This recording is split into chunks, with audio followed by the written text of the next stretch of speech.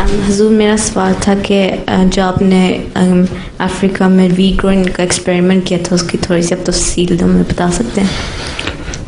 तफसील उसकी ये है कि नाइजीरिया में वीट उगती है, तो उस लिहाज से मुझे ख्याल आया कि नॉर्थ में वेदर ऐसा है, वहाँ भी गंदम उग सकती है जी। तो उस पर मैंने कुछ थोड़ा से एरिया में एक्सपेरिमेंट किया था इरिगेशन के साथ, थोड़ा पंप लेके। तो वो वीट को थोड़ा सा ठंडा मौसम चाहिए, उस इलाके में होती है ठंडे से एक वक्त में, तो वो ठीक हो गया। मैंने उनको बताया कि उग तो सकती है, इसको कमर्शलाइज करना अब तुम्हारा काम है, किस तरह करते हो। लेकिन उन्होंने उसको बाद में किया नहीं। 2 साल तक तो मैं तो करके दिखाता रहा उनको। पर ये है कि मैं उस वीट से आटा पीस के तो अपनी रोटी खाता रहा हूँ। और वहाँ भी बल्कि अभी उन्होंने एग्जीबिशन में रखी हुई है।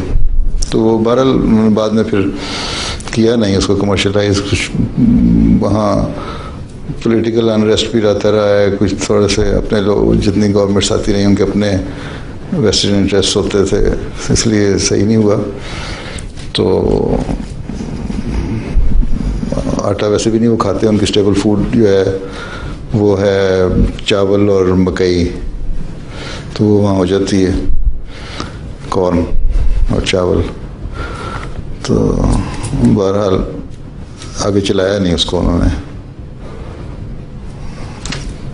ठीक, बहरहाल उसके लिए मेहनत बड़ी करनी पड़ती थी। 30-35 मील पे फार्म था, जुमाले से मैं जाता था, टिपाली फार्म होता था। बाज़ दफ़ा वहाँ उस ज़माने में तो बड़ा सख्त क्राइसिस था, पेट्रोल नहीं मिलता था, डीजल नहीं मिलता था। तो वहाँ जाके तो बाज़ दफ़ा जो हमारी पिकअप थी उस पर तो पेट्रोल नहीं था, जा नहीं सकते, फिर डीजल मिल जाता था तो ट्रैक्टर के ऊपर बैठ के ना मैं 30-35 मिल जाता था।